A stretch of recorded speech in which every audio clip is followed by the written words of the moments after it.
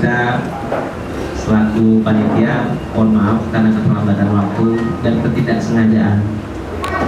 Alhamdulillah, puji syukur kehadirat Tuhan Yang Maha Esa, akhirnya kita bisa bertatap muka di acara yang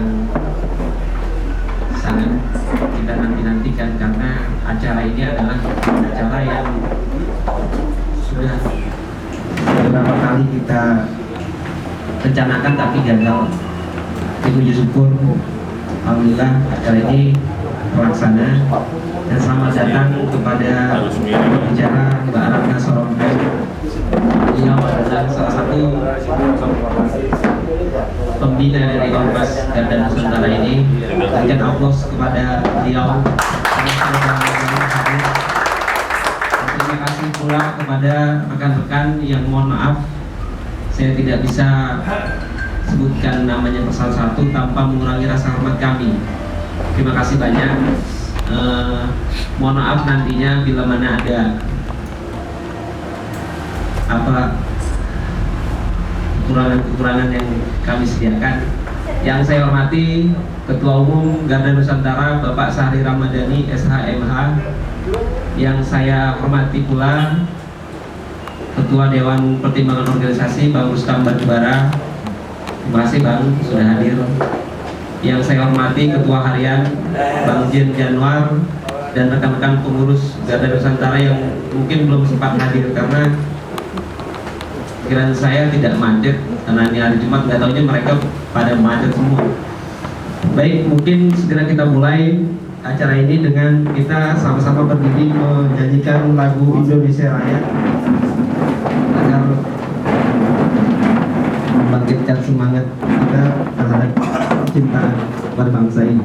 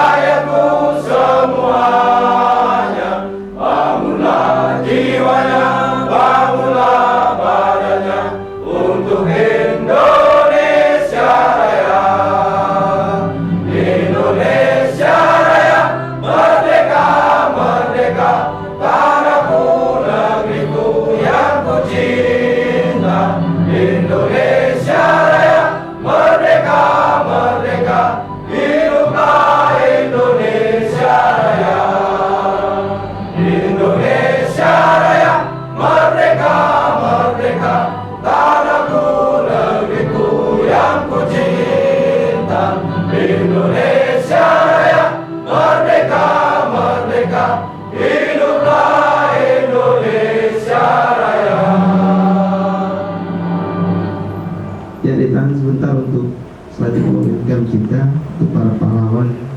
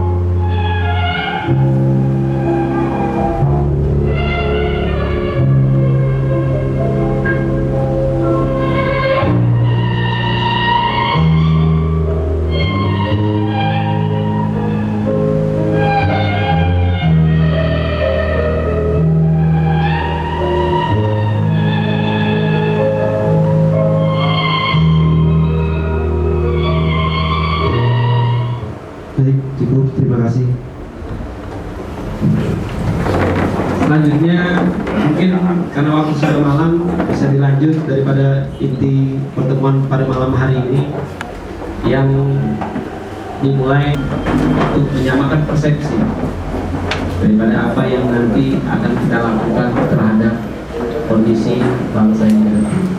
Waktu dan tempat kami silakan. Terima kasih. Terima kasih. Bismillahirrahmanirrahim. Yang saya hormati Ketua Umum dan seluruh pengurus Pusat Garda Nusantara, yang saya hormati pembina sekaligus pembicara pada malam ini. Dalam kesempatan ini kita berkumpul untuk menyatukan persepsi dari keadaan pemerintahan yang ada sekarang ini. Banyak elemen masyarakat yang datang ke Garda Nusantara mengeluhkan keadaan yang terjadi di negara ini. Oleh karena itu, kita di sini sebagai warga negara yang baik, kita satukan persepsi apa yang harus kita ambil untuk meluruskan perjuangan. Oleh karena itu, kita dengarkan bersama bicara kita, Ibu Ratna Sarumpait. Waktu dan tempat. Ini harus pakai ini ya? Bisa dikecilin dikit?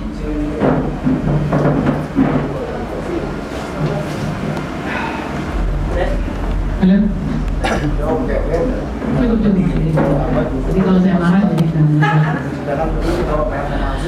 Oke, saudara-saudara saya sekalian, mungkin kalian lebih banyak pantaran adik ya buat Karata ya. Karata ini sekarang ini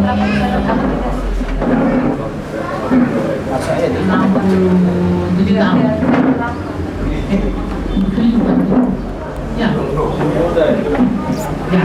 Ya, tak mak ini enggak, saya nggak bilang saya ngaku tua. Tua itu nanti aja ya. Yang saya mau katakan supaya kalau saya ada Oke, kalau kita udah mulai kita mulai ya. Jadi kalau saya harus menawar karena ini kalau saya pikir kita semua kenal saya, bahwa saya dari era 93 sejak Marsina dibunuh itu saya sudah jadi aktivis, dan aktivis yang paling melawan. Saya nggak pernah ada rasa takut bahkan melawan Soeharto ketika seluruh Republik ini diam dan seorang buruh dibunuh di Jawa Timur hanya karena dia berjuang meningkatkan gajinya 500 rupiah, itu saya marah. Aku tahu betul, hafal betul perjalanan gerakan itu dan tahu betul jatuh bangunnya. Dan kalau saya mau jujur mengatakan, setelah reformasi tidak ada lagi gerakan yang konsisten.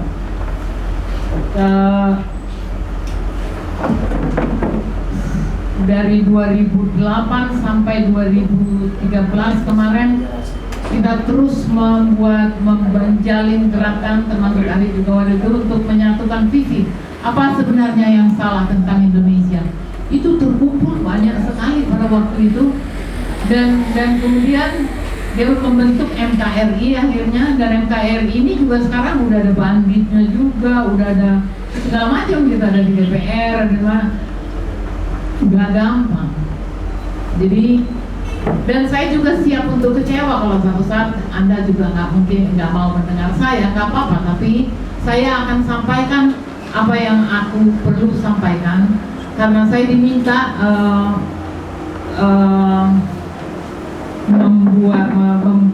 mengarahkan diskusi ini semacam cara untuk kita menyamakan visi. Kalau sudah bicara visi berarti memang ini kita siap mau melawan, begitu? Siap nih ya? Siap. Enggak. Siap. Oke, kalau kita siap mau melawan, yang penting kita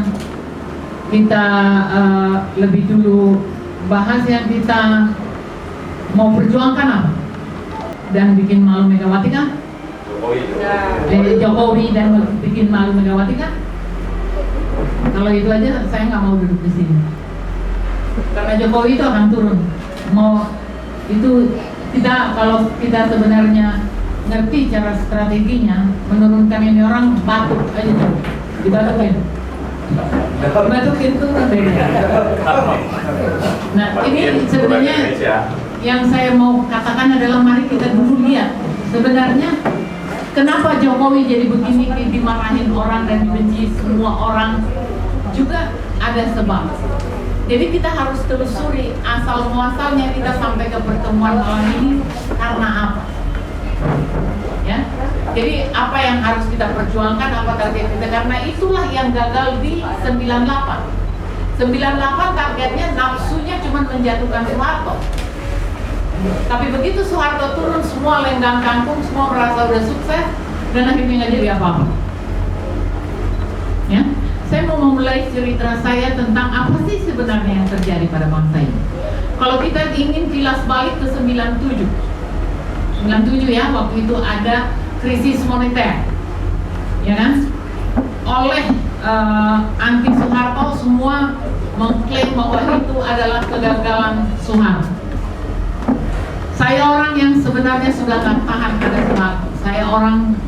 Kelompok saya waktu itu namanya Siaga, mungkin kelompok yang pertama sekali mengatakan stand down Soeharto. Ya. Tetapi bukan itu poin saya. Poin saya adalah ketika kita menurunkan Soeharto, tidak ada cita-cita lebih kecuali menurunkan Soeharto. Tidak ada penelitian lebih teliti apa sebab Soeharto menjadi seperti itu semena-mena. Apa sebenarnya cikal bakalnya? Adakah hubungannya dengan undang-undang? Adakah hubungannya dengan apa? Kita tidak pernah. Yang waktu itu dicatat oleh reformasi hanya satu permintaan adalah mengubah masa jabatan presiden tidak lagi boleh seumur hidup tapi hanya 2 periode. Itulah satu-satunya cita-cita reformasi dalam konteks konstitusi, misalnya bahwa ada korupsi, tangkap koruptor, itu ada panjang.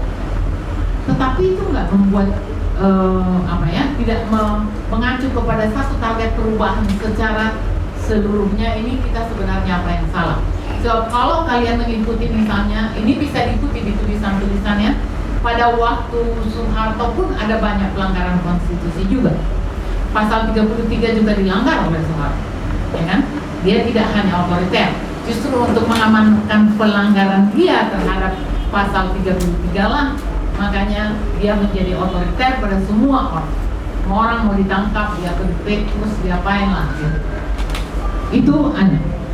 Habis reformasi, ini yang paling penting adalah itu yang saya katakan tadi. Ini anginnya boleh dihilangin nggak sih? Gue sih di sini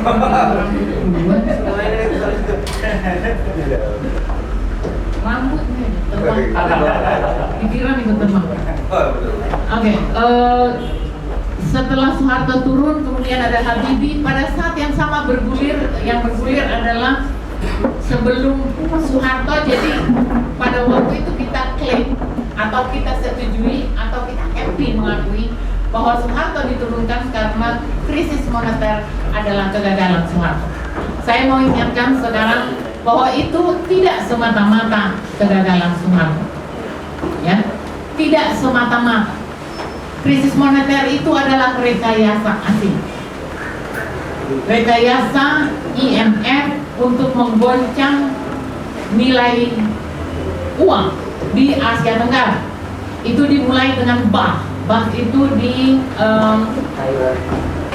Thailand, ya, baht, dari baht pindah ke rupiah, dan itu digoncang semuanya. Dan kita paling tidak bertahan karena sebelumnya sudah dikorupsi habis-habisan. Ya, ini sebenarnya kunci yang saya rasa hampir semua rakyat Indonesia juga nggak tahu. Masih tetap tertanam di otak kita bahwa krisis moneter adalah ulahnya Pak Harto. Enggak seluruhnya. Jadi krisis moneter itu direkayasa supaya kita lihat dulu ya, supaya kita tahu siapa musuh kita sesungguhnya. Jokowi kan? Karena kecil banget karena aku tahu persoalan. Jokowi itu kecil. Dia itu cuma boneka yang ditanam asing. Persoalan kita tuh ada asing, dan mereka sudah bergerak sejak menurunkan Soeharto pun adalah rekayasa dia. Jadi jangan ada tuh yang suka ada tuh siapa si Fajrul, siapa yang mengatakan saya merasa bangga sebagai aktivis karena berhasil menurunkan Soeharto. Kamu enggak juga. Kalau tidak ada duit Soros meluncur ke Republik Indonesia, nggak akan terjadi. Itu semua dibiayai, dan itu semua TNI, MPR semua bermain. Jadi ini yang harus menjadi target kita. Apa nih hantu blau di atas ini yang sebenarnya ingin mengoyak-oyak kita. Ya, mereka lah yang mengeluarkan akibat dari. Aku berdiri boleh supervisi boleh. Gak enak kalau kalian buka. Oke. Jadi setelah moneter digoncang, lalu Indonesia kebutuhan utang, lalu di Legola, sebelumnya udah ditanam di Indonesia, dilahirkan antek-antek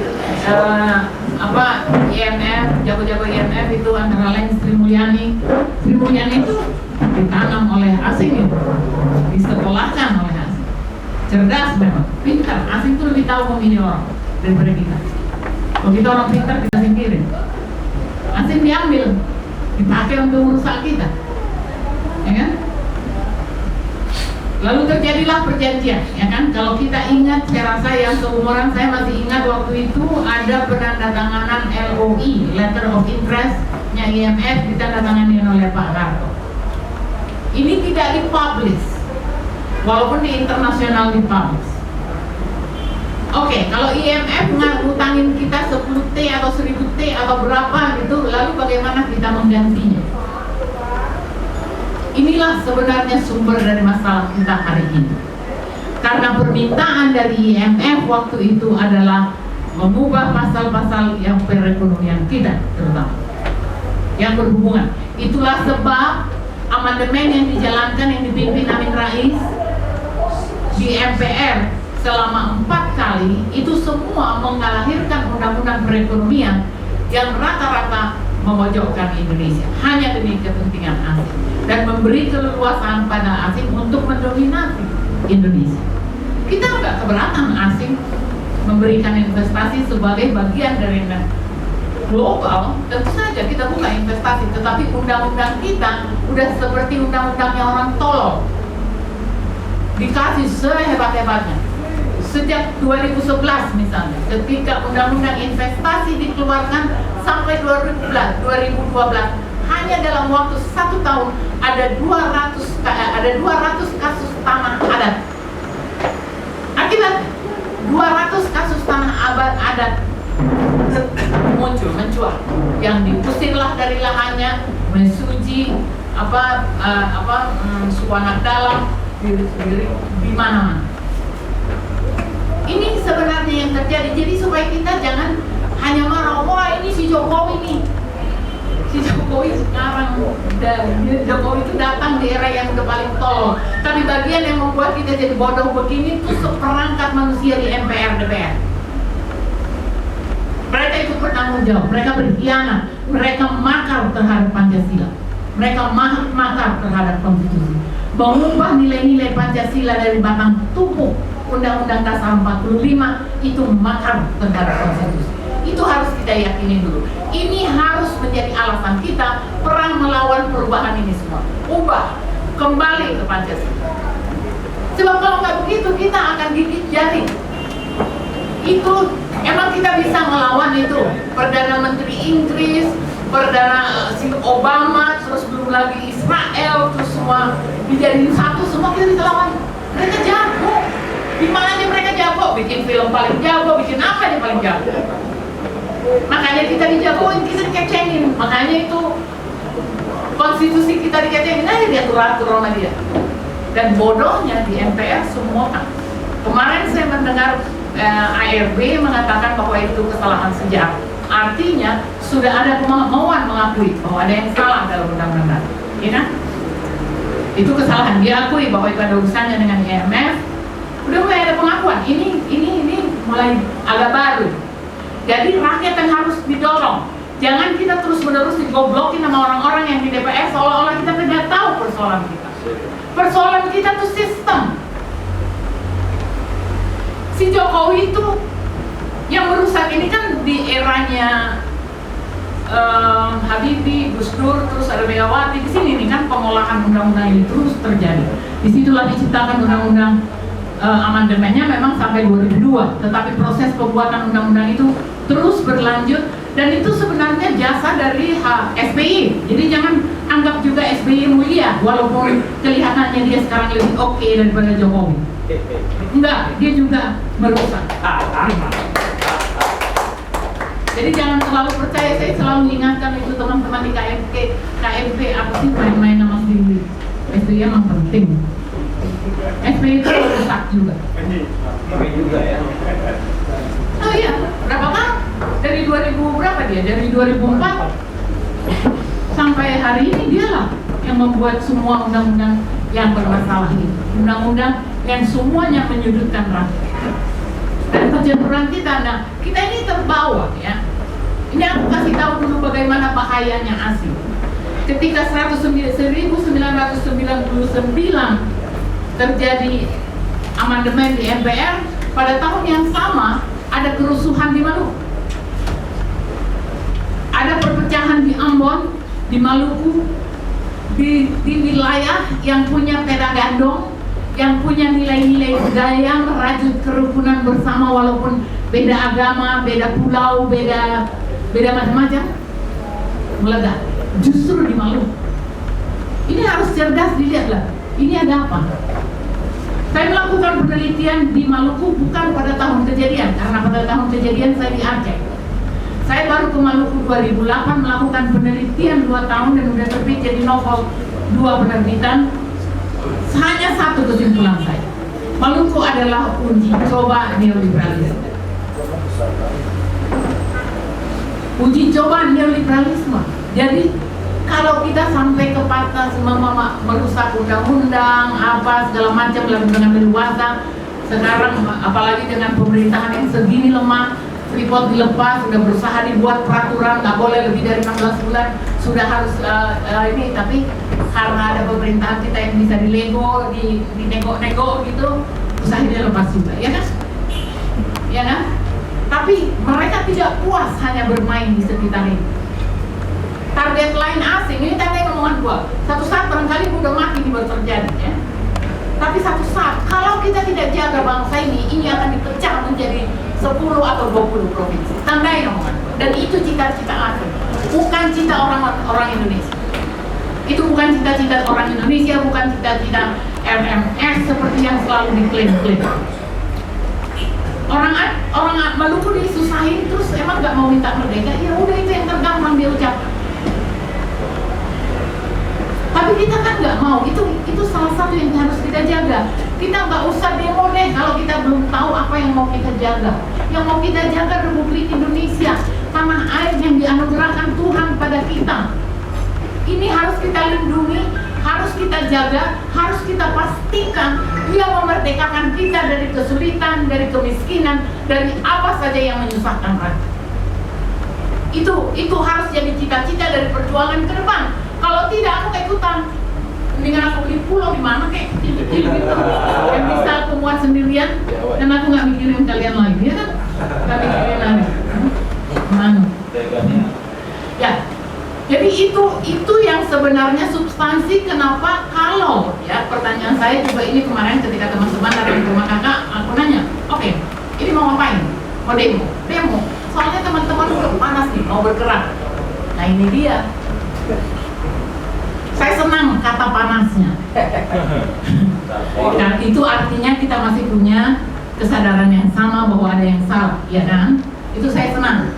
Tetapi kita butuh strategi. Berperang harus dengan strategi. Melawan mereka sekarang, kamu lihat kemarin kan, kalian kan lihat itu ada demo-demo menolak KPK dibubarkan itu aja di beberapa kampus tidak ada dalam pemberitaan.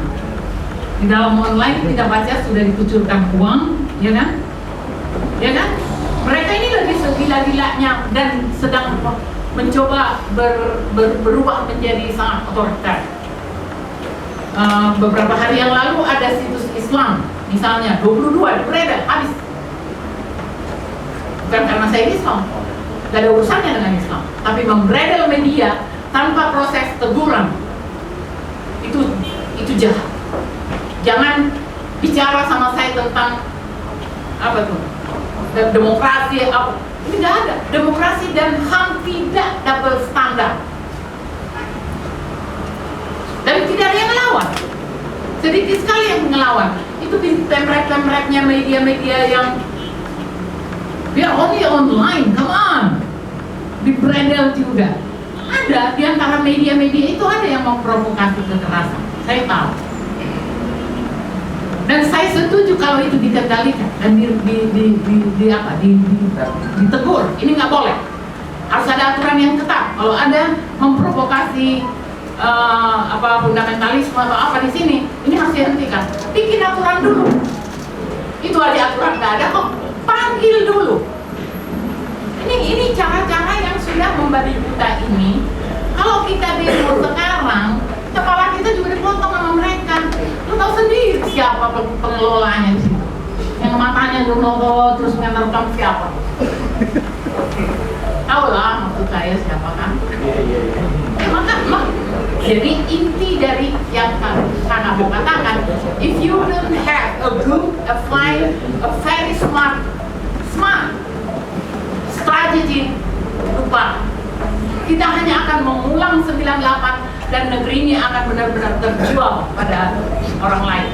Kita kaya raya, Tuhan kasih kita kaya, tetapi yang makmur negeri orang. Itulah yang akan terjadi. Jadi diatur. Yang perlu sekarang adalah konsolidasi, memberikan kesadaran why. Kalau secara teknis orang nanya sama gue, jadi kira-kira gimana dong Kak? Dia bilang, ya itu pakai duit itu harus jatuh. Jangan digantiin JK. Dan harus ada pemerintahan transisi. Setuju. Memastikan akan terjadi perbaikan dalam Undang-Undang Dasar, kembali ke Pancasila. Lalu memastikan ada pemilu yang sederhana, yang cepat, yang ini untuk memilih kembali presiden. Harus itu Pak. Kalau nggak itu omong kosong akan diganti monyet-monyet baru. Bandit tahu. Kasihan monyet kan? Kasihan banget. Pegal. Oke, jadi sebagai pembukaan itu dulu yang saya mau ingatkan. Jadi saya pikir tahap sekarang ini mereka ini kan duitnya nggak berseri, emosinya lagi setinggi-tingginya dan tahu betul mereka sedang digoyang. Dan mereka tuh sebenarnya tahu bahwa mereka tuh gak kuat. Tapi biasanya kalau secara kejiwaan orang kalau udah tahu dirinya lemah malah membabi buta, ya kan? Kecerdasannya yang dangkal itu makin turun dari kuadratnya. Jadi kita hati-hati. Kalau kita mau melawan, bikin strategi yang benar-benar cerdas. Saya ini tidak untuk diinformasikan ke media. Saya dengan teman-teman saya sekarang sedang memperjuangkan untuk menggugat MK tentang TAP MPRS yang menyatakan bahwa bahwa Pancasila adalah dasar negara itu hilang dari peredaran, entah siapa yang menghilangkan. Itu kita mau gugat dan minta dikembalikan. Ini semacam, nah ini nanti kita bikin gimmick gitu, mulai diskusi lah kalian di mana-mana gitu kan, bikin persamaan visi, tapi kita juga bergerak. Apa yang kita mau lakukan di MK itu kayak trigger untuk mengenalkan sama orang bahwa kalau nggak kembali ke Pancasila tidak bisa. Karena kita harus benar secara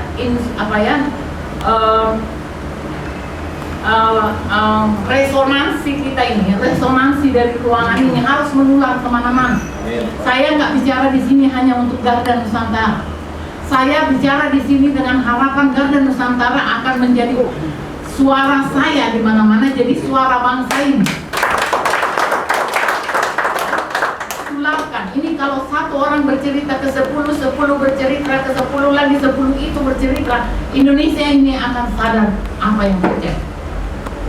Jadi jangan setengah-setengah, miskin sedikit, sakit sedikit lebih baik daripada Anda sekarang dapat suap dikit di lego-lego sama si Hendro Priyono terus udah nih Bang Ari kayaknya nih udah terlalu capek nih pergerakan ini, udah capek berjuang gitu. Nah itu aku nangis darah.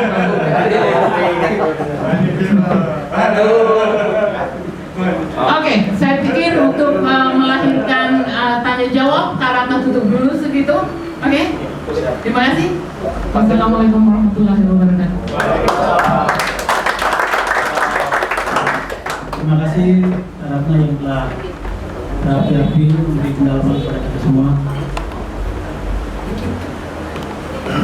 Adapun kesimpulannya untuk masukan dari Ratna, kita membuat kesepakatan bahwa pergerakan kita ini jangan setengah-setengah, jangan seperti di era tahun 98, dan harus membutuhkan strategi yang matang. Target. Kita mendirikan pemerintahan transisi kembali ke Undang-Undang Dasar 45 dan Pancasila, pemilu sederhana. Oleh karena itu diskusi kita buka untuk forum. Apakah ada masukan? Silakan Pak. Baik, terima kasih. Assalamualaikum warahmatullahi wabarakatuh.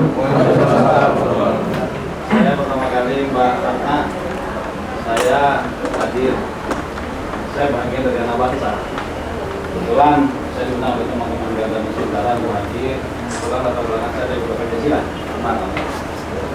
Saya sepakat apa yang disampaikan Mbak Ratna, dan pemuda Pancasila konsisten sampai sekarang bahwa kita harus kembali kepada Undang-Undang 45.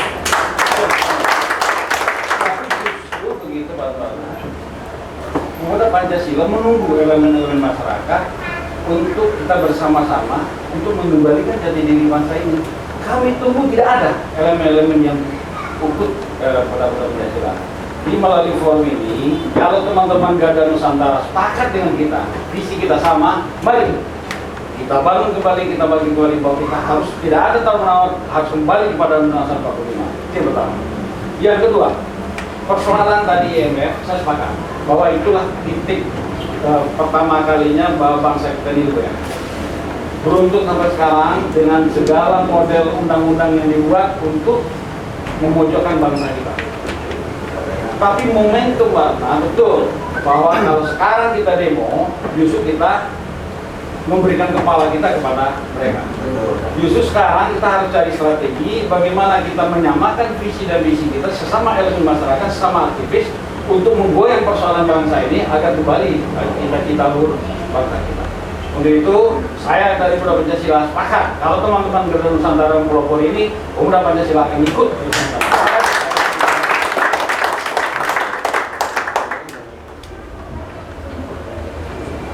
Terima kasih dari Langsung aja. Oke, tanggal hari MPR kapan? Jadi saya 18 Agustus saya duduk di sampingnya Yato. Dan saya ada di situ, Mbak. Ya, artinya sebenarnya itu yang terhambat kemarin karena di tengah jalan mungkin siraman Orang mantap ceramahnya. Iya. Saya nggak tahu. Ya, ini kita nggak seuzon. Tapi banyak cerita mengatakan seperti itu. So, yang saya mau tambahkan ya, kalau kita udah sepakat ya dengan apa yang tadi kakak jelaskan. Jadi sebenarnya sampai ke perubahan presiden dari SBY ke Jokowi itu juga diatur oleh ASI. Diatur oleh mereka yang semua mengkonsep dari turunnya Soeharto. Kenapa harus Jokowi? Karena SBY tidak mungkin lagi diangkat karena dua periode. Kenapa seorang Jokowi? Karena yang dibutuhkan adalah yang bisa diambil. Jadi kemarin ini yang saya kritik juga di TV One, dia bilang ini pilihan rakyat. Enggak, Jokowi bukan pilihan rakyat. Jokowi adalah pilihan asing yang dipoles melalui media, dipoles melalui selundupan, besukan dan lain-lain, membuat rakyat Indonesia sampai ke tingkat intelektual di kampus-kampus tergoda. Oh iya ya, dia orangnya sederhana. Emangnya kalau sederhana terus benar. Ini acting, semuanya act. Jadi aku karena ini kenapa misalnya jadi sangat berani seperti ini bukan hanya karena sifat, ya. Ada itu unsur watak itu pasti ada. Tetapi karena saya selalu mencari informasi kelas A. Ya, saya nggak pernah, saya jarang sekali ingat waktu BG saya serang, saya bilang dia sendiri udah mau mengatakannya. Itu sebenarnya saya langsung minta maaf karena saya ragu pada data saya. Ya, itu saya nggak mau benturan kayak gitu karena akan dampaknya jadi tidak bagus dan untuk perjuangan ke depan itu akan membuat nama saya cacat. Ya, jadi saya tahu persis ketika Jokowi dipilih oleh survei asing ini, lalu 2008 dia jadi major, the best major, internationally best major. Padahal itu cuman apa? Enggak, itu cuman online. Dia nggak pernah pidato di Inggris. Kita nih mudah banget karena kencangnya media dibayar, ya. Jadi media ini manipulasi semua, tapi kita serbu dari sini. Nanti ada ini, nanti ada kuis, nanti ada survei, nanti ada ini, nanti ada apa. Semua kita nih rakyat Indonesia ini. Saya terus terang, alhamdulillah Tuhan kasih saya kesadaran. Saya bersyukur juga alhamdulillah karena masih setidak-tidaknya mungkin ada lebih dari separuh rakyat Indonesia punya kesadaran. Tapi separuh rakyat Indonesia yang lain yang tidak sadar itu buat saya nangis. Bagaimana dahsyatnya kita ditipu. Jadi tolong kita jangan tertipu lagi. Jokowi itu begitu dia masuk ke gubernur, makanya statement saya kalau dilihat di Facebook saya, di fanpage saya, itu jelas saya bilang ini orang nggak punya karakter. Saya bela dia loh waktu di gubernur, ketika dia digoyang-goyang sama Romai Rama masalah agama, saya bela dia, saya bela banget. Saya bilang nggak boleh begitu. Kejahatan itu tidak ada hubungannya dengan agama. Menjadi pemimpin itu agamanya apapun boleh sepanjang kualitasnya baik. Kita toh mengakui keberagaman, jadi nggak boleh ada mendominasi satu agama doang yang boleh jadi pemimpin. Itu sebenarnya idenya. Kenapa saya bela? Walaupun sekarang agak kesel gue lihat Ahok karena belagu, agak kesal. Masih mudah-mudahan masih bisa dinasehati. Ya, tapi itu intinya. Jadi dia maksud saya bela. Terus ketika ditinggalkan Jakarta tanpa mengatakan apapun, not even say sorry, maaf ya rakyat Jakarta, kelihatannya Indonesia lebih membutuhkan saya. Ngomonglah basa-basi yang tetap akan bikin kita bete, but at least kamu minta maaf sama rakyat Jakarta. Itu aja dia nggak lakukan. Inikah seseorang yang akan jadi pemimpin bangsa ini? Manusia seperti ini. Ini mungkin lucu buat orang mengatakan kutu loncat. No, that is not the point. Substansinya manusia ini nggak bertanggung jawab. Ini manusia nggak bisa, nggak ada tanggung jawabnya. Lihat bahasa tubuhnya, ketawa-ketawa, ketawa-ketawa. Itu kan lucu kan? Rakyat udah miskin dia ketawa. Tanya sama anak buah gua. Nggak ada. Buat aku pemimpin itu adalah satu tingkat di bawah Allah, dikasih kesempatan. Memimpin itu khalifah, dia harus memimpin dengan kebijakan yang sebijak-bijaknya kebijakan. Dia harus memihak pada rakyat. Dia harus mendengar suara rakyat. Dan kalau dia pemimpin yang baik, monyet-monyet, setan-setan yang ada di sekitarnya yang ngatur-ngatur dia itu harus dia berani mengatakan go, I'm already a president.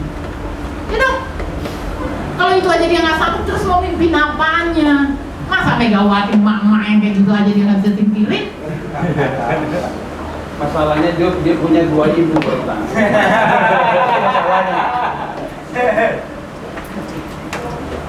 Itu dia mungkin masalah. Kalau kita jadi presiden kita tidak punya ibu lagi kecuali ideologi bangsa ini dan menghormati apa yang diperintahkan oleh Tuhan. Itu aja. Kalau buat saya itu ibu itu. Kita sepakat di sini bahwa pemerintahan Jokowi Yusuf Kala sebagai hasil sistem reformasi yang sudah berjalan 15 tahun ini tidak tentu arahnya. Persoalan kenaikan harga BBM yang naik turun sehingga itu mengacaukan sistem kehidupan masyarakat, tarif dasar listrik yang sebentar lagi akan dinaikkan, tarif ongkos angkutan yang hampir 500% juga akan dinaikkan, dan lain-lain. Saya pikir menjadi sebuah bahan kita, kajian kita, di mana secepatnya kita harus menyelamatkan kehidupan bangsa Indonesia ini. Inilah yang kita saat ini, saya pikir Ketua Umum Ari maksudkan seperti itu. Kita melakukan sebuah konsolidasi yang baik, koordinasi yang baik, menyamakan visi dan persepsi bahwa memang pemerintahan Jokowi JK ini harus di-stop, harus dihentikan. Kalau dilanjutkan, ini akan hancur lebih parah lagi, seperti itu. Dan saya pikir memang kalau kita kaji lebih jauh, seperti yang pernah diungkapkan oleh founding fathers kita, Pak Cokro Aminoto, itu dalam buku-bukunya itu beliau mengatakan bahwa bangsa Indonesia, rakyat Indonesia membutuhkan sebuah terobosan gerakan yang besar. Bahwa bangsa Indonesia membutuhkan sebuah terobosan gerakan yang besar untuk melawan kolonialisme pada waktu itu, untuk melawan kapitalisme yang dikuasai oleh China, untuk melawan kolonial Belanda yang memang sejak VOC itu sudah mencengkram perekonomian bangsa Indonesia, dan beliau mendirikan Serikat Dagang Islam pada waktu itu. Alhamdulillah, tema besar beliau itu berhasil. Kader-kader yang dikumpulkan, gitu kan, kader-kader yang memang belajar sama beliau, dekat beliau itu berhasil lah untuk memerdekakan bangsa ini. Begitu juga gerakan ini, gerakan. Saya berharap memang cepat atau lambat pemerintah ini harus stop. Karena bagaimanapun juga, seperti tadi Barata katakan, ini kondisi saat ini adalah hasil rekayasa asing dan aset. Saya sepakat di situ. Asing dan aset. Selama 15 tahun berjalan, demokrasi yang kita perjuangkan selama ini ternyata memang terjadi eksploitasi sumber daya alam di mana-mana. Terjadi penjatuhan martabat bangsa Indonesia di mana-mana. Oleh karena itu, saya berharap Baratna bahwa gerakan ini adalah gerakan triggernya, avant-garde-nya, bersama gerakan-gerakan elemen-elemen mahasiswa di beberapa daerah yang hampir pun tadi malam itu di Universitas Atmajaya itu sudah mulai bergerak dengan bakar-bakar ban yang salah satu misinya adalah menolak kenaikan harga BBM. Ini yang saya pikir Ketum Ari kita harus samakan visi sehingga tujuan kita itu betul-betul nyata, bahwa pemerintahan Jokowi JK ini harus dihentikan seperti itu. Waktunya kapan? Kita juga tidak tahu, Baratna. 98 Baratna berjuang dari tahun 80 90, ternyata hasilnya tahun 98 gitu namanya. Begitu juga zaman Gus Dur, saya juga ikut lah ya. Beserta kita juga nggak ngerti pada waktu itu kita kuliah. Tiba-tiba jatuh, gitu. Kita juga nggak tahu. Sebagai makhluk ciptaan Tuhan, Allah Subhanahu, saya meyakini bahwa memang tanpa didorong pun Jokowi akan jatuh. Saya yakin itu. Tetapi didorong kita pun, insya Allah Jokowi juga bisa jatuh. Yang dalam hal ini yang menjadi stressing point bahwa memang sebuah gerakan dalam hal ini avant-garde, kepeloporan, inilah yang betul-betul menjadi substansi bahwa Garda Nusantara siap untuk mempelopori gerakan ini bersama elemen-elemen stakeholder gerakan mahasiswa lainnya. Aku tidak terlalu happy kalau jadi gini ya, saya mau ini dulu. Ada stabilo atau ada?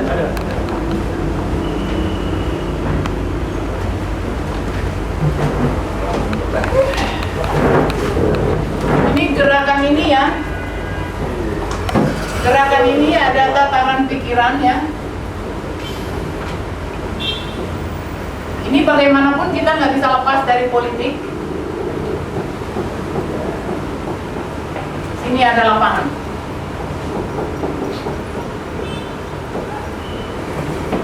Ini sudah ada ini.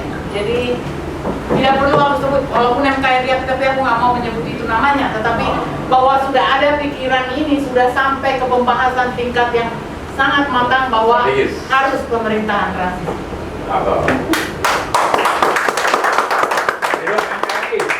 Lalu di tataran politik ini harus dilobi. Kita harus punya tim melobi. Lalu dari tataran hukum misalnya kita akan jalan melakukan gugatan ke MK tentang MPRS, ya. Karena ini mimpi saya lagi mau bikin film Maluku, tetapi kalau saya ditanya soal ini di luar kepala saya bisa. Ya, gugatan. Lalu di sini ada lobby ya. Lobby ini harus semua di lobby, termasuk monyet-monyet yang sekarang mendukung. Musuh juga harus kita. Iya, harus tahu. Karena itulah yang akan memperluas resonansi itu sendiri. Jadi orang dari tingkat atas sampai ke bawah bicara tentang pemerintahan transisi revolusi Pancasila. Harus begitu.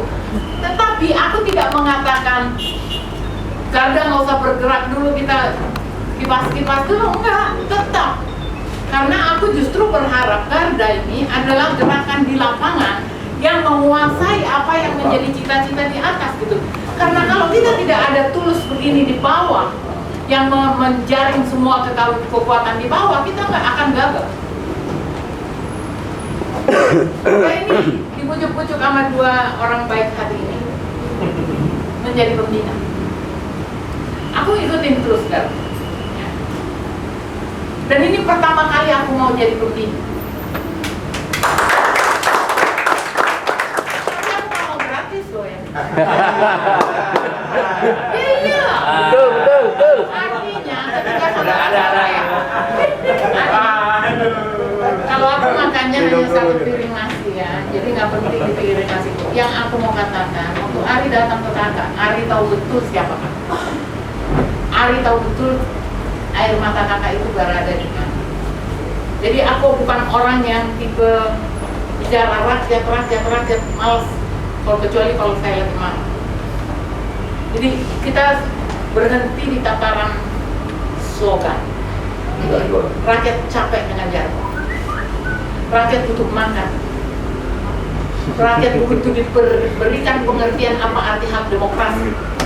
Hak demokrasi itu punya tanah, bukan pakai kartu. Dia pemilik Republik Indonesia, bayar pajak untuk menggerakkan Republik Indonesia, punya tanah. Seumur hidupnya hanya dikontrakan. Itu yang harus dikelola negara. Itu harus dikelola. Jangan happy hanya datang ke TPS terus iya demokrasi rakyat ditipu. Itu bukan demokrasi. Itu penipuannya neoliberalisme aja. Demokrasi itu adalah harganya. Demokrasi itu proses. The output is the one that we want. What is the output? Rakyat sejahtera, rakyat dihargai, dimanusiakan, punya lapangan kerja, memilih rumah sakit mana, entah dia mau di apa kayak di rumah sakit abal-abal atau di apa Sloan, terserah. Tapi itulah merdeka. Jadi tidak ditentukan nasibnya sama kartu. Nanti di rumah sakit diatur-atur. Ya, bapak ini kelasnya cuma yang ini loh, nggak bisa ini. Itu loh kejadian kartu itu. Aku kan menangani itu. Ya masih itu, artinya masih di kelas-kelas. Rakyat Indonesia saya nggak minta supaya semua rakyat Indonesia punya Mercedes, tidak. Tapi hindarilah segala sesuatu yang membuat kita terdiskriminasi satu sama lain. Hindarilah bicara rakyat miskin. Saya benci kata-kata rakyat miskin. Gak ada kata rakyat miskin. Rakyat tidak berhak miskin. Tidak boleh. Siapa tuh yang nyebut rakyat miskin? Maro.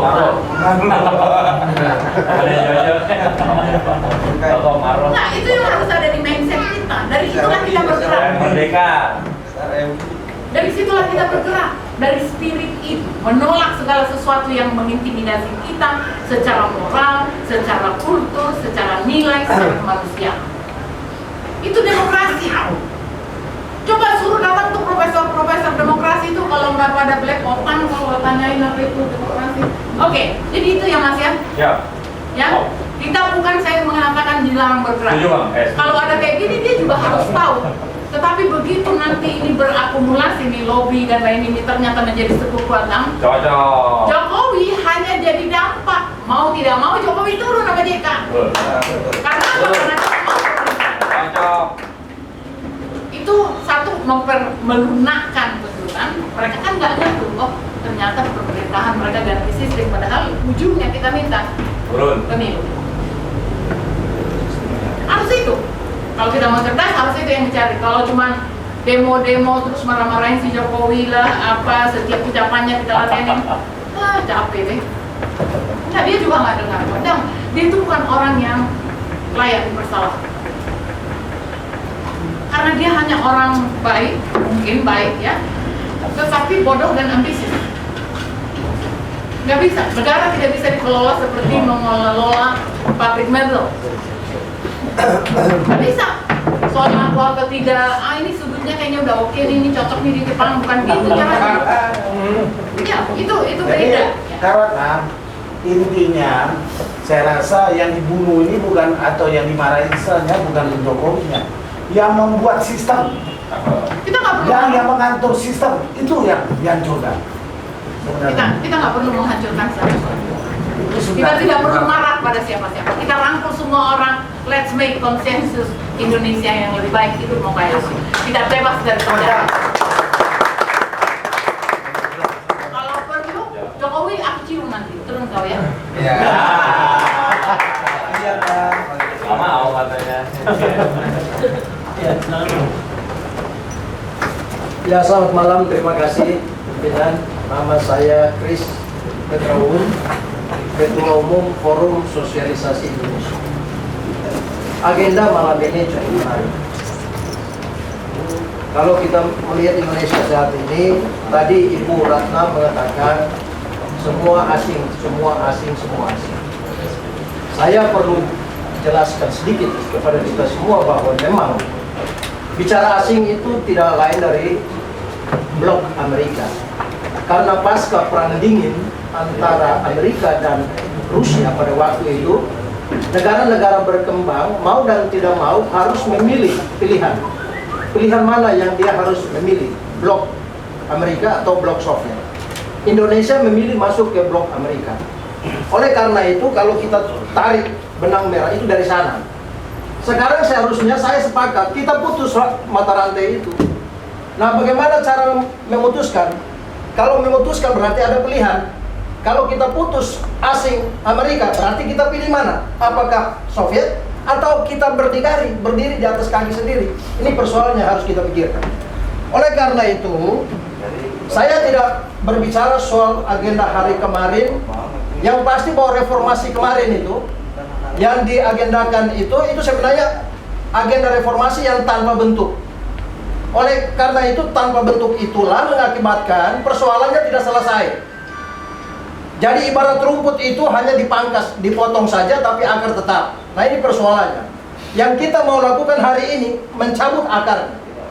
Nah, itu persoalan. Nah, konkretnya adalah yang pertama, menurut hemat saya, kita lokalisir dulu isu-isu apa yang harus kita lemparkan, itu yang pertama. Yang kedua adalah kita bentuk tim. Kalau tadi itu benar ada tim lobby dan tim-tim lain-lain sebagainya, kita juga ada punya tim ahli. Lalu yang ketiga adalah kita bangun. Karena sebuah kebijakan yang akan diambil oleh kekuatan people power tentu harus melewati suatu proses dari bawah. Harus kebijakan publik atau sebuah keputusan nasional itu terjadi, harus ada opini yang dibangun. Nah, oleh karena itu dimulai daripada kita hari ini. Saya boleh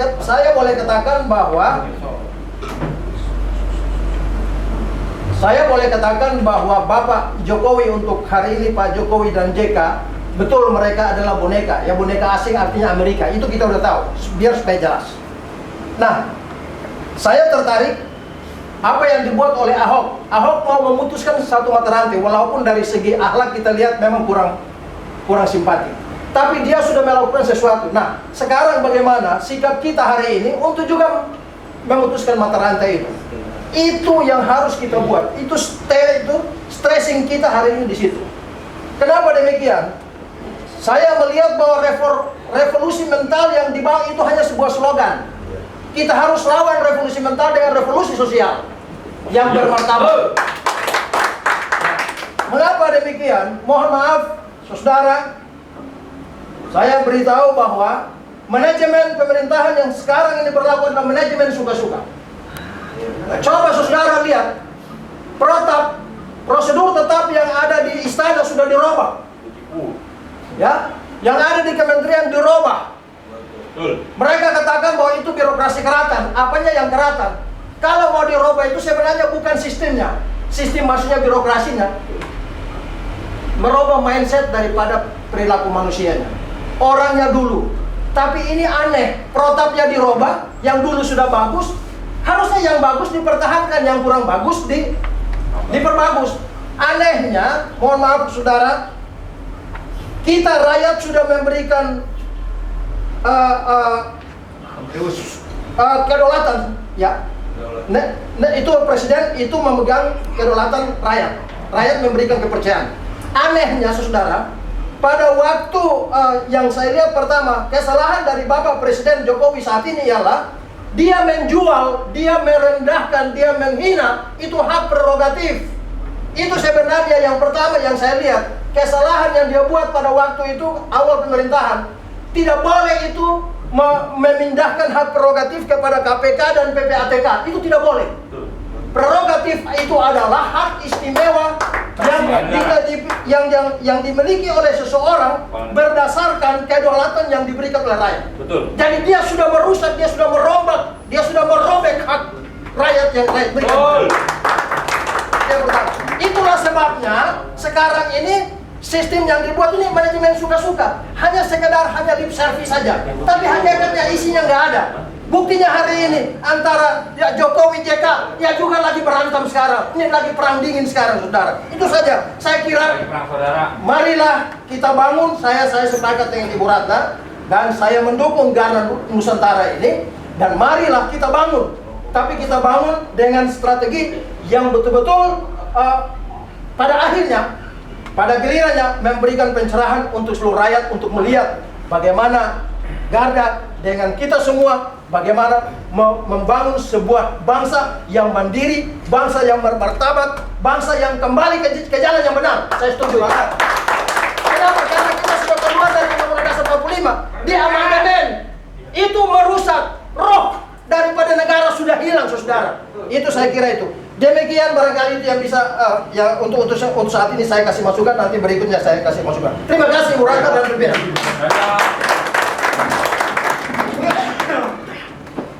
Terima kasih Pak. Minum dulu.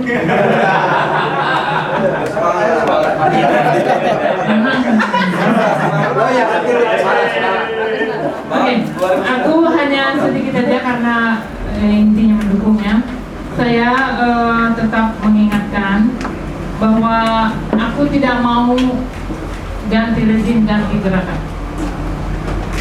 Ada sesuatu yang sudah saya bangun di era yang lalu, itu akan terus saya giring.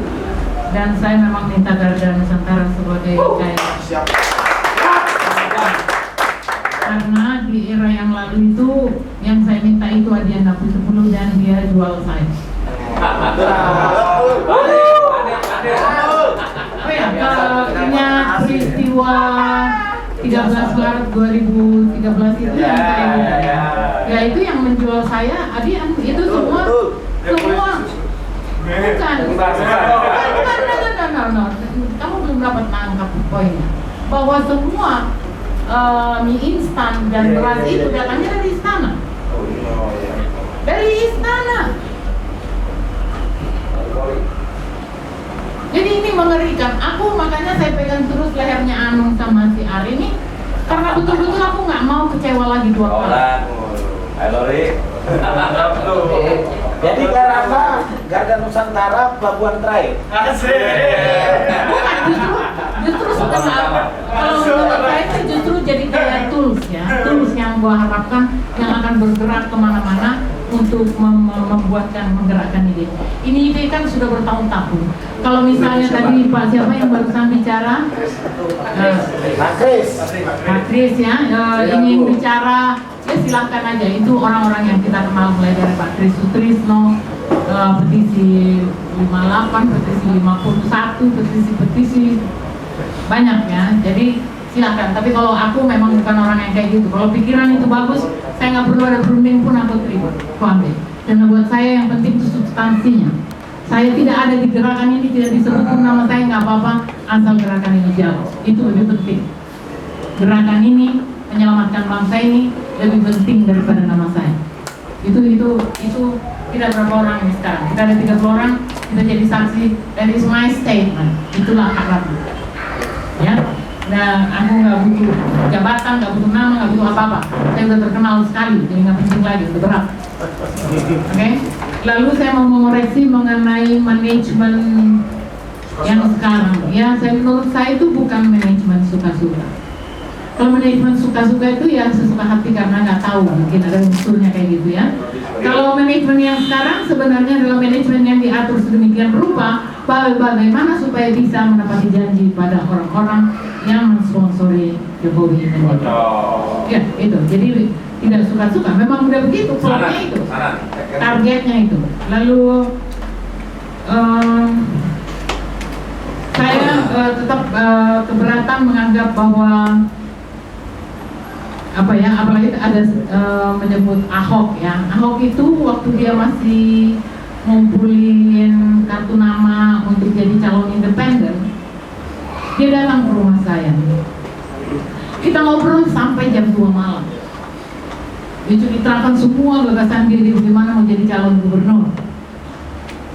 Buat aku, kalau soal ujian apakah dia mampu jadi gubernur Jakarta kan nanti akan ada proses seleksi, visi misi, diskusi gitu. Jadi karena saya sudah ngantuk, saya bilang Pak Ahok, coba kita mulai upacaranya, saya bilang gitu. Oh, gimana Bonda? Gini aja deh, saya salam kamu ya, saya dukung, maju jangan jadi gubernur. Waktu itu masih gubernur kan? Betul Bunda, ini tapi kita belum ngobrol, enggak. Aku nggak perlu ngobrol dengan kamu karena yang saya dukung adalah kedudukan kamu sebagai minoritas. Yang disebut-sebut sebenarnya minoritas itu nggak layak dipakai juga. Justru karena kamu waktu itu bahasa saya karena kamu Cina dan kamu berani Kristen dan kamu berani jadi gubernur, aku itu aku. Tetapi juga bukan berarti Ahok bersih. Kita lihat perkembangannya, dia bikin rapat. Itu kota itu saya mantan pekerja di DKI, jadi saya tahu betul banyak orang-orang di DKI yang ngadu sama saya bahwa di kota aja, kota tua itu aja semua struktur diganti dengan orang-orang Ahok. Makanya Ahok ini dilema buat saya. Saya nggak mau terlalu keras sama dia karena dia kayak titipan. Kayak kalau dia gagal, kayaknya impian aku untuk kita menghormati siapapun pemimpin boleh asal mampu, bukan soal asal Islam atau asal apa. Jadi kalau soal Ahok itu saya nggak tahu, dan saya pikir kalau kita bicara terus tentang orang yang jadi begini, lebih baik kita mau bicara tentang apa yang salah dengan bangsa ini. Gak mungkin kita sehancur ini. Malaikat setara nabi, 2 kali nabi, mau taruh jadi presiden. Kalau sistemnya kayak gitu, tetap rakyat akan miskin. Itu yang sudah saya pelajari dan I mostly believe itu betul. Jadi Bapak Kris, mari kita lawan, oke? Benar. Bu Ratna, mungkin ada kurang satu tadi. Tadi yang dari awal saya sampaikan bahwa kita sepakat, kan kita selama ini bicara asing terus, serahkan asing, kita bicara sistem. Setahu saya pernah menjadi staf khusus di salah satu kementerian. Setahu saya bicara sistem, draft undang-undang itu kan dibuat oleh kementerian, baru diajukan ke DPR, dibuat di badan legislasi, baru dibawa ke paripurna. Yang buat sistem itu adalah dari kementerian, Bu. Nah, jadi begini, Gerakan kita ini kita memulai dulu. Kita tinggal inventarisir dulu isunya. Loh, itu yang penting. Lalu kalau kita bicara sistem itu soal nanti. Tapi goalnya kita, targetnya kita. Kalau targetnya kita adalah untuk Indonesia yang baru, bangunlah jiwanya, bangunlah badannya. Sekarang ini, hari ini orang bukan bangun jiwa dulu baru bangun badan. Hari ini bangun badannya baru bangun jiwa. Ini yang kita harus coba. Bangun kantong kayaknya. Ini ada yang salah. Tapi saya mau koreksi ya. Secara administrasi dan aturan memang saya minta ini didengar ya, karena ini yang dikoreksi tadi, Pak Kris. Pak Kris. Ya, siap. Ya. Yang menyusun itu memang sudah jelas pasti departemen. Ya. Yang menandatangani dan berembuk itu adalah DPR. Tetapi jangan kita, inilah yang membuat kita susah karena kita dianggap goblok dan nggak tahu, seolah-olah kita nggak tahu bahwa orang-orang di pemerintahan itu juga semua adalah orang-orang yang sudah dititipkan, orang-orang yang menerima suap dari sana sini. Ini ada bukti ya, ada bukti-bukti tentang sumbangan dari IMF, sumbangan dari World Bank, sumbangan dari Ausit, itu semua ada bukti ya. Jadi jangan kita ketipu hanya karena secara aturan main pemerintah, orang pemerintah di departemen disuruh undang-undang, tetapi itu udah harus mematuhi kesepakatan IMF. Mau yang mengatur itu siapa kek? Mau yang mengatur itu di luar mungkin LSM atau kampus, tetapi dia harus mematuhi kesepakatan IMF. Kesepakatan IMF yang ditandatangani oleh Soeharto. Jadi ini jangan disederhanakan begitu hanya karena memang aturan mainnya seperti itu. Nggak begitu Pak. Jadi kalau kita nggak sadar siapa musuh kita, susah nanti kita marahin teman-teman kita padahal dia cuma mau memperkaya diri doang. Tetapi kan untuk menggantikan orang yang suka memperkaya diri ini kan setan-setannya juga harus dihentikan Pak.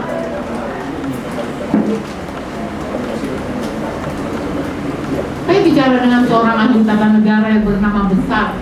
Dia bahkan bilang sama saya, Ram, kamu tahu nggak konstitusi itu sumbangan dari Jepang? Saya marah banget.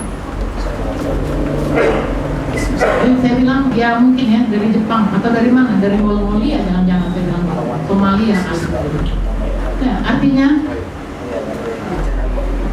ini masa era. Aku nih jadi manusia dan kebetulan, alhamdulillah Tuhan kasih saya kecerdasan dan kasih saya tidak ambisius dan kasih saya selalu berada di rel yang benar dan terus berusaha untuk berguna, tidak berambisi ke politik, tidak bisa berambisi kemana-mana. Dari situ saya sadar betul kok apa yang terjadi. Jadi buat aku datang ke sana sini ini menyumbang. Saya senang sekali kalau diterima dan saya senang sekali kalau Garda ini bisa kerja bersama-sama saya, bersama semua elemen bangsa. Siapapun dia, nggak boleh ada musuh dalam bangsa ini. Jadi jangan kita bergerak, itu tadi yang saya hindari. Jangan kita ngomong, Jokowi harus turun, lah. Dia otomatis harus turun. Tapi sistem yang diperbaiki. Undang-undang, kembalikan Pancasila ke Undang-Undang Dasar. Ya, itu setuju. Itu kuncinya Bu. Kalau itu menjadi kita mau tidak mau akan turun dia. Itu. Jadi tanpa dia sadari, gue digusur juga. Daripada kita gerecokin dia dengan kita nggak bisa demokrasi, ya kan? Jadi ini berpikir strategis saja, berpikir realistis, dihitung secara matematika, dan saya berharap betul dari pertemuan ini aku nggak kecewa 2 kali karena saya sakit. Kalau masih ada 1-2 penanya lagi boleh, tapi sesudahnya saya pikir cukup ya karena sakit. Ya, cukup. Oh ya, saya punya gagasan. Sebenarnya ini saya lempar kepada cewek-cewek Garda Nusantara kemarin. Tapi saya sudah undang beberapa teman juga untuk tanggal 21 kita akan ada gerakan perempuan. Hari ini 21 April perempuan turun ke jalan hanya minta yang sederhana aja, minta KPK kembalikan dan harga turun. Itu aja. Supaya seluruh perempuan itu nggak takut. Kalau terlalu politis, perempuan nanti pada takut. Jadi kalau saudara yang punya pacar, yang punya teman atau apa gitu, kita tahu ya, punya bini, ibu, kalian masih sehat gitu. Supaya kita rame-rame merayakan Hari Kartini dengan makna yang lebih substansi. finansial. Korban pertama dari kemiskinan dan turunnya naiknya harga-harga adalah perempuan. Jadi kalau perempuan tidak melawan itu memalukan. Jadi demo itu tidak harus jadi milik laki-laki. Tanggal 21 saya minta semua perempuan turun di jalan. Tolong sampaikan salam saya kepada kaum perempuan. Dan siapa yang bisa bantu saya silakan gabung. Thank you.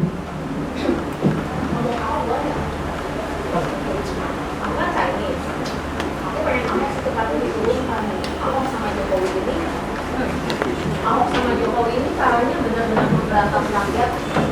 Ya, salah ngomong gimana? Karena kalian juga merasa hati. Jadi rakyat ini digusur buat Suyario segala alasan banjir, kampung Melayu segala. Jadi harus segera ini karena masalah strategis, masalah ini masalah kebijakannya, BBM naik. Sekarang Jokowi dari Cina bawa 900 triliun investasi. Itu ngomong investasi, tapi dia nggak kasih tahu sama kita itu utang atau apa atau barang. Kalau dia bawa barang, bawa orang Cina, bawa orang Jepang, dia perlu tempat tinggal, perlu listrik, perlu air. Sekarang terbitin undang-undang untuk mempermudah apartemen dimiliki asing. Lalu semuanya kan memang akumulasi dari dulu. Jadi harus secepatnya ini karena dampaknya. Kalau sekarang 900 triliun itu masuk, kemarin ketua BKPM setelah 2 minggu Jokowi keliling Cina, Jepang itu 900 yang masuk, Tiongkok minim informasi segala itu digeber. Kalau udah masuk udah uangnya di mana? Di mereka dikasih dengan hutang yang 2000 triliun kemarin belum dibayar. Itu makanya kenapa sekarang tarif-tarif semua naik, tarif listrik, tarif kereta. Kenapa? Karena keretanya minjem semua. Utang Jepang, gerbong bekas itu, listrik itu PLN minjem triliunan sekali. Dia rekanan sama swasta. Ini cara kerja memang salah. Jadi utang mereka cara kerjanya memang nggak benar. Ini yang harus segera. Kalau masalah Ahok, sorry ini kalau sensitif aku Chinese, tapi aku pengen Ahok segera karena bukan masalah Chinese-nya. Saya juga setuju para tapas ngomong Cina katanya pelat mobilnya mau gede Cina. Bukan masalah Cinanya Bu, tapi ini perpecahan cara berpikir, stigma Kebijakannya, cara berpikir. Jadi ada kesenjangan cara berpikir. Saya ngobrol sama banyak pengusaha sama teman segala macam, mereka nggak ngerti kenapa nggak boleh menggusur. Mereka nggak ngerti ini ibu kota katanya, ibu kota pantas aja dibersihin, katanya nggak boleh ada yang kumuh-kumuh, harus jadi citra. Jadi kalau pikir harus bersih, udah mereka bikin masalah aja. PKL itu Ridwan Kamil juga kan nggak ada manusianya. Ridwan Kamil itu membangun di atas pemusnahan ribuan PKL itu nggak tahu kemana, alasan dikasih 2 juta. Saya ngapain itu alun-alun itu di belakang masih dagang, kami ketipu Ridwan Kamil. Nggak pernah dia ngomong programnya ngegusur PKL, nggak pernah kan. PKL habis di Bandung semua itu. Ahok juga semua PKL, ini masyarakat Indonesia ini udah jatahnya memang PKL mau gimana. Mereka bersihin semua dengan investasi kapitalisme kayak gitu. Maksud saya, Ahok ini tumbuhnya sebagai penambang Cina. Datang Cina-Cina dari Belitung itu, saya juga Cina. Tapi dia penambang, nggak ngerti bagaimana masyarakat hidup itu. Misalnya dipindah ke rusun, di mana Pinus Elok. Sementara dagangnya di mana tadinya? Nelayan. Ya pikir udah ke rusun aja, aku mati di rusun nonton TV. Kerjanya apa? Ya nggak nyambung kalau antar saya saya jalan-jalan antara warung sama gang, mereka tuh bapak-bapak utang di warungnya 1.000-2.000 kopi segelas. Itu dihabisin, mereka mau lagi kemana? Maksud saya ada kesenjangan pemikiran. Orang seperti Ahok itu nggak bisa memimpin menaungi hari demi hari ini dicekokin sama kebijakan, keputusan program yang terus menggusur rakyat, menghabisi tanahnya. Pak Jen aja bilang sekarang, Gata juga aku heran cari dana sekarang ini jalan tol, bikin pabrik rawa, pabrik semen, itu jalan tol, semen, semua itu untuk membangun 2.000 jalan baru, membangun jalan tol 2.000 km itu untuk menyaingi Cina. Itu untuk apa? Untuk MP3EI. Kalau itu nggak senang sekitar infonya dari Herman Prayitno bahwa MP3EI itu Bangkor Sultana 4 triliun program MP3EI itu memecah Indonesia jadi 6 bagian diserah kemarin kan Tony Blair dan Jokowi di Kalimantan. Itu Kalimantan buat Inggris, Papua buat Amerika. Itu MP3 jalan tol, semua pelabuhan sekarang dibangun habis-habisan. Cilamaya sekarang nelayan udah nggak bisa melaut karena mau dijadikan pelabuhan, bandara internasional di Majalengka semua dibangun jor-joran, jalan tol semua ngebangun lintas Sumatera, Trans Jawa semua dibangun, tol laut semua itu untuk apa? Untuk pertambangan, untuk Freeport, Kembali. untuk perkebunan besar, untuk Pepko, untuk semua. Yang menjalankan Enggak, hak rakyat manusia. makin habis. Kalau banyak bilang kemarin rakyat makin habis, ya jelas karena programnya seperti itu semua. Jadi ini Susah sih. memang dari Tetap zaman aja Soeharto. kalau buat- Dan Ahok pegang untuk apa? Karena yang merubah itu tetap dari manusia. Ini juga yang tersisa buat Pak Kris tadi ya, kita mau milih mana blok Amerika atau tidak. Sebenarnya itu kan sesuatu yang diciptakan internasional untuk seolah-olah siapapun harus patuh, ya kan? Kalau buat aku Indonesia itu terlalu kaya untuk miskin, terlalu kaya. Kita hanya malas mengelola. Jadi jangan terlalu tergantung sama asing. Kita tidak tutup pintu pada asing, tapi asing tidak boleh semena-mena. Asing tidak boleh mendominasi, asing tidak boleh mengatur semua kebijakan untuk demi keuntungan dia. Segala sesuatu kerjasama dengan asing harus yang menguntungkan rakyat Indonesia dan tentu saja menguntungkan dia sebagai investor. Tapi kalau seperti sekarang terjadi, nggak ada, Indonesia itu nggak dapat apa-apa. Kita dibohongin doang gitu, seperti barusan kamu udah ceritakan ya. Tetapi juga yang aku mau ingatkan, ya udah sebenarnya saya tidak mengatakan Ahok jangan diturunin dulu, enggak, aku nggak punya hak juga.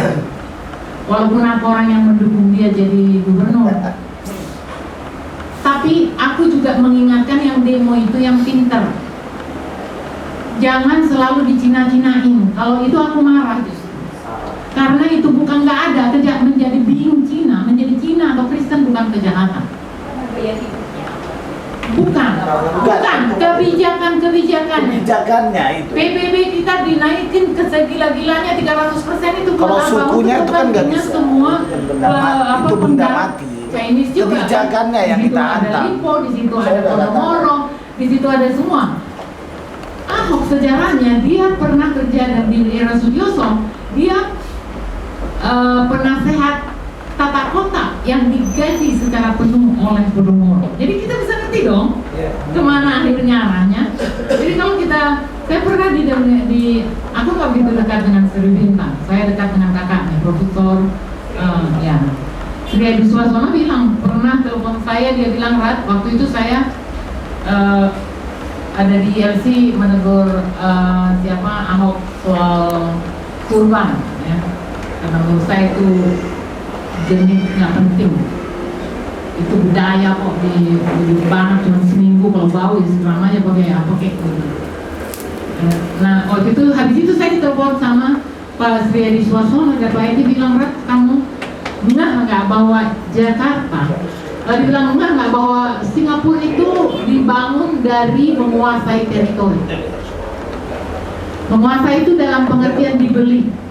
Jadi orang-orang yang membeli Singapura awalnya adalah pengusaha Chinese yang kemudian sejarahnya begini, bahwa ada Lee Kuan Yew mungkin yang tidak terlalu mengecewakan masyarakat Singapura, bukan itu persoalannya. Tetapi yang ingin diingatkan oleh Pak Sri Edi Suasono adalah hati-hati, tanah di Jakarta ini sudah dikuasai pengembang sekelas Podomoro, Lipo, dan lain-lain, itu sebesar 65%.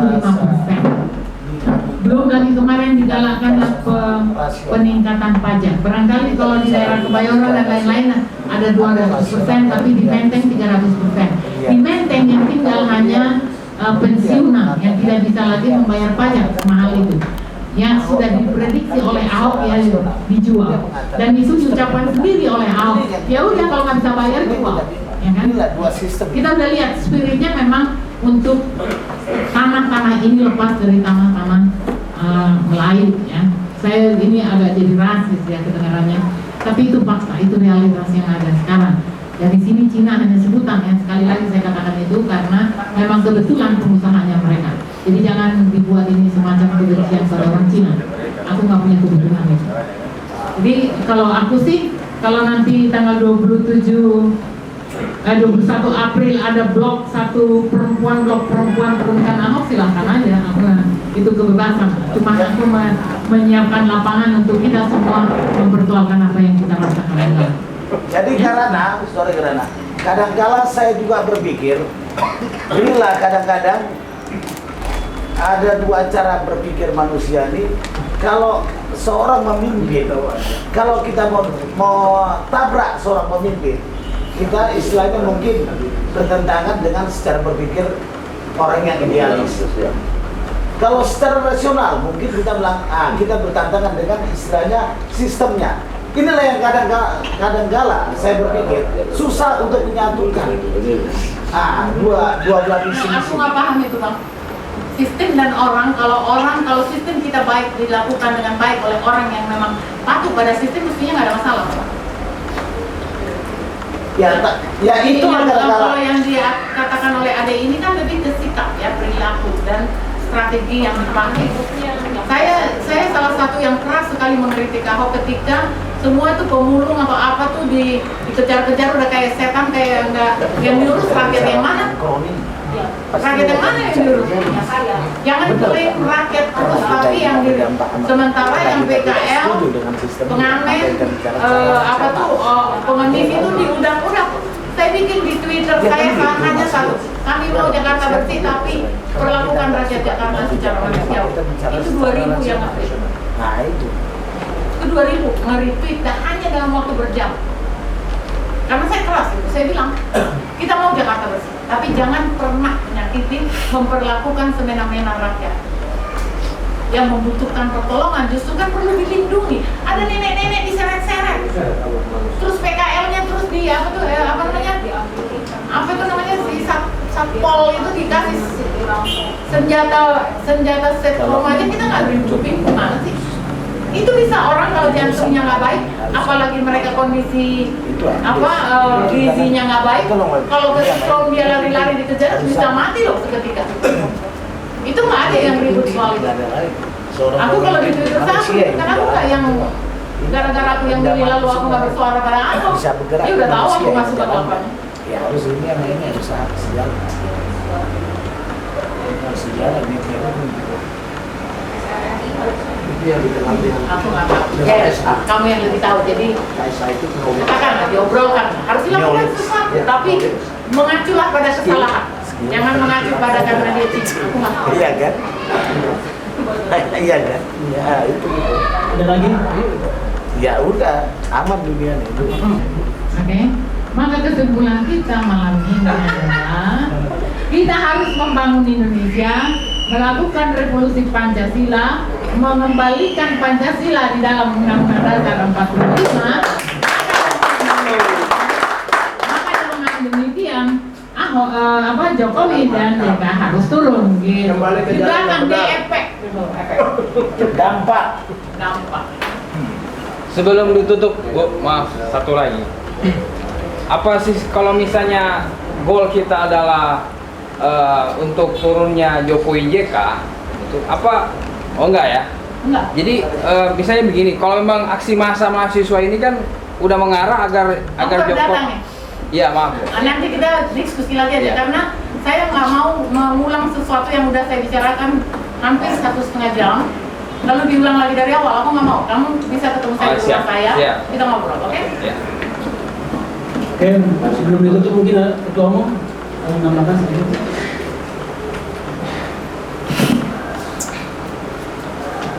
Baik, terima kasih.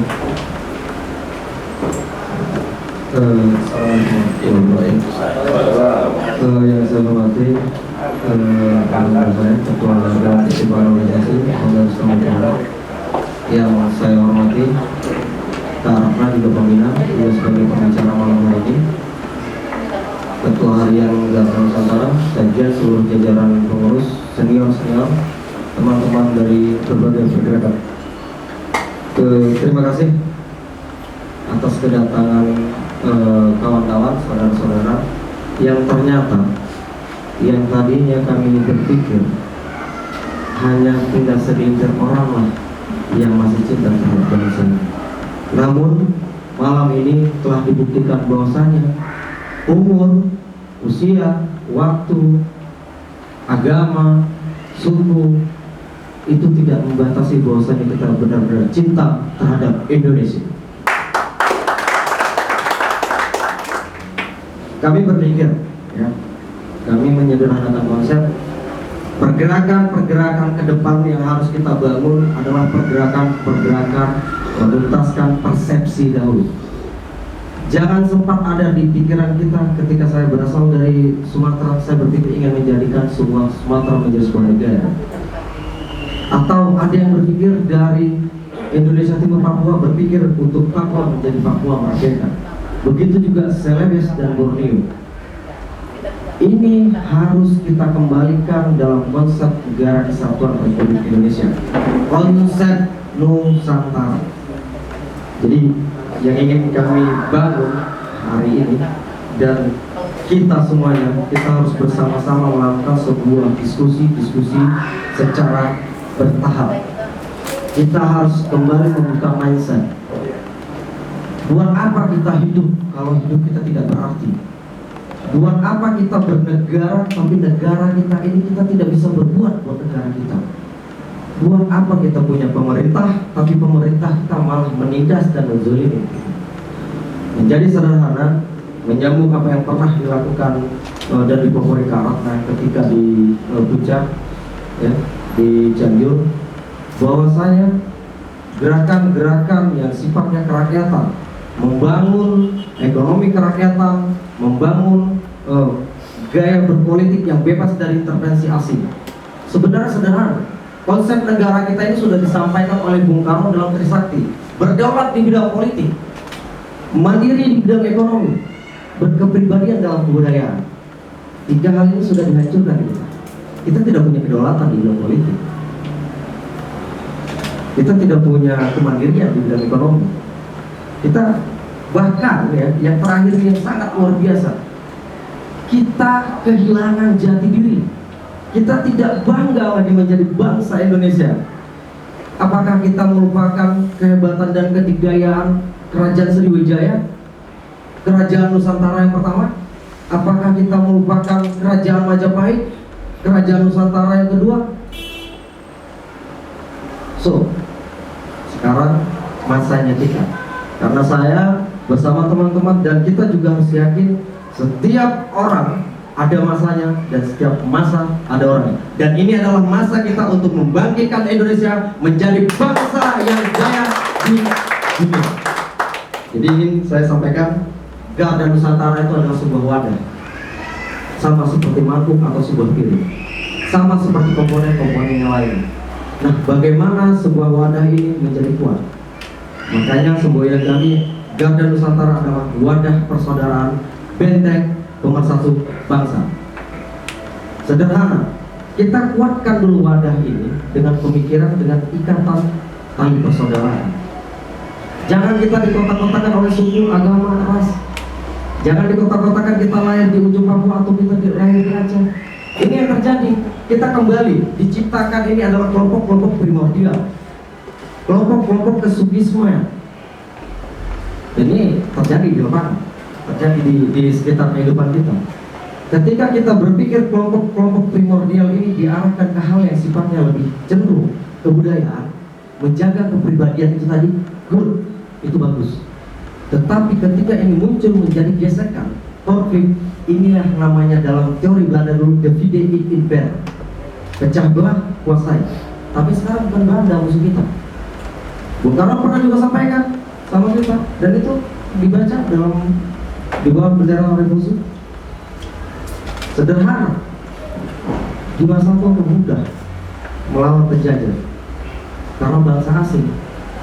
Di masa kita memang sulit karena kita melawan bangsa kita sendiri yang menjadi antek asing.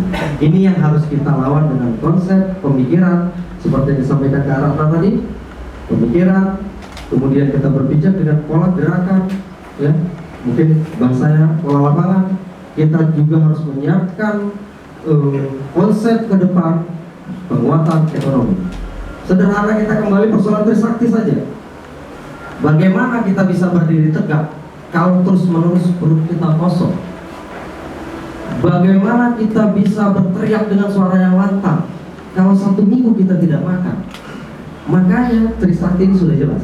Berdaulat di bidang politik, mandiri di bidang ekonomi, dan berkepribadian dalam kebudayaan. Sadarkah kita ketika terjadi di Perang Candu? Sadar tidak ketika narkoba begitu mudahnya bebas seperti menjual kacang goreng? Ini apa? Kita nggak punya polisi, polisi tangkap. Tapi faktanya, mohon maaf, saya loh. Tapi untuk 3 hal saya tidak mau membela. Yang pertama adalah pelaku pemerkosa, kemudian koruptor, dan pengedar narkoba atau bandar narkoba.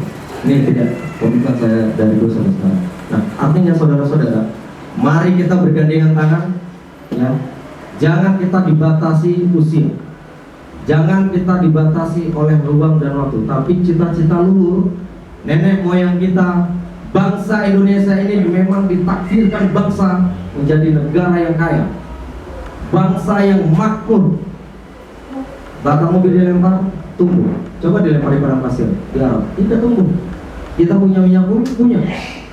Ketika disampaikan masalah blok Mahakam, blok Cepu, blok Siak, blok Sumatera Tenggara, atau blok Mahakam, dianggap kita tidak mampu. Coba periksa, 90% di perusahaan Chevron, perusahaan Total, perusahaan Sinop, ini semua 90% itu rakyat Indonesia yang bekerja. Pertanyaan, kita tidak mampu. Nah, kalau 90% pengelolanya kita, hanya saja ada sistem yang memang harus dikembalikan. Apa tadi? Akarnya. Pancasila 5 dasar ini harus dikembalikan lagi pada porsinya.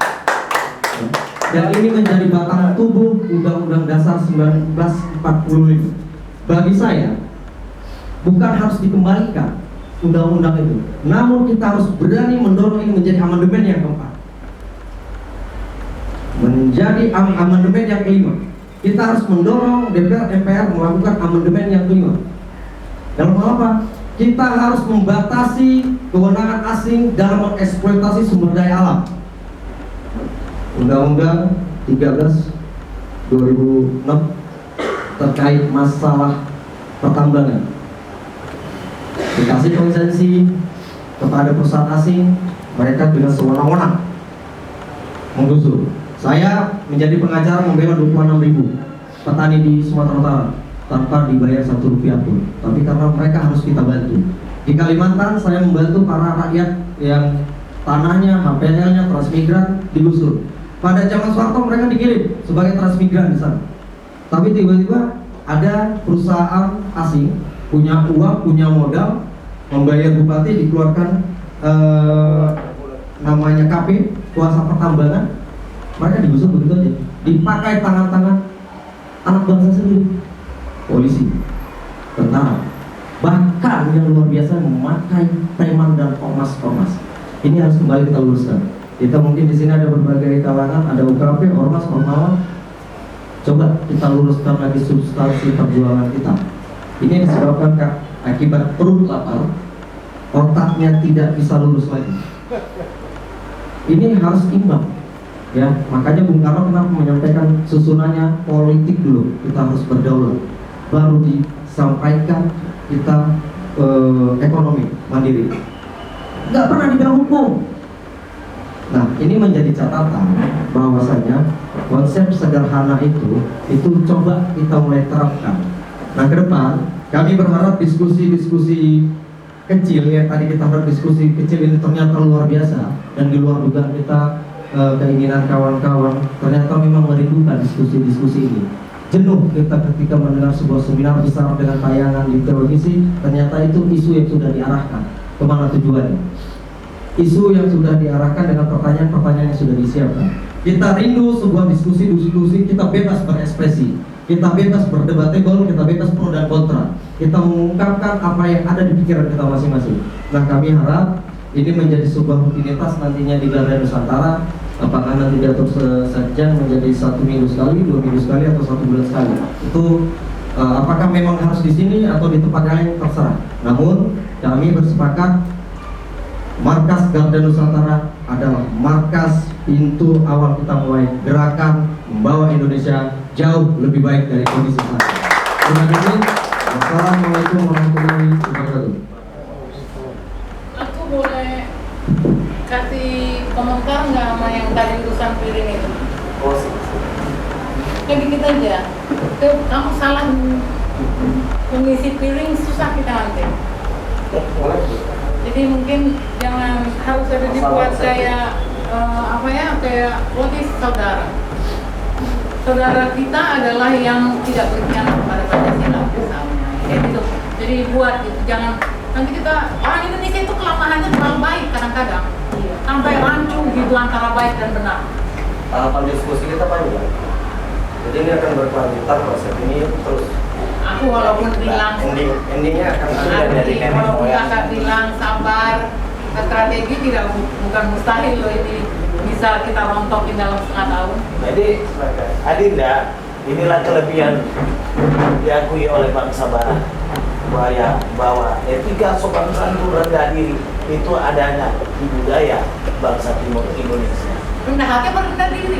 Ya rendah diri, rendah hati. Kadang-kadang dia kerja kadang-kadang gini, biarlah jabatan saya direktur tinggi tapi pornya jarang. Dia rela dia terima. Nah itulah. Ya udahlah, pokoknya gitu kita berdoa supaya ada perubahan dan tak dari mana. Baik, mungkin cukup diskusi malam ini. Terima kasih Pak Moderator yang telah mengarahkan kita pada malam hari ini. Terima kasih kepada Ibu Ratna Sarumpait yang jadi salah satu pembicara. Mudah-mudahan pertemuan pada malam hari ini bukan adalah awal dan bukan pada akhir daripada setiap pertemuan berikutnya, dan mudah-mudahan pula yang tadinya semangatnya agak turun menjadi bangkit lagi. Mungkin kita tutup sebelum kita bubar untuk berdoa menurut agama kita masing-masing agar cita-cita yang mulia kita ini didengar oleh Allah Subhanahu Wa Taala, Tuhan Yang Maha Esa. Kita berdoa menurut agama masing-masing. Kalau yang Islam kita dengan Al-Fatihah. Auzubillahi minasyaitonir rajim. Bismillahirrahmanirrahim.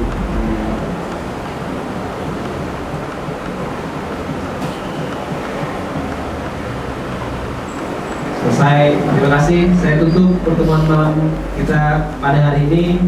Demikian. Wassalamualaikum warahmatullahi wabarakatuh. Selamat Paskah ya buat yang merayakan.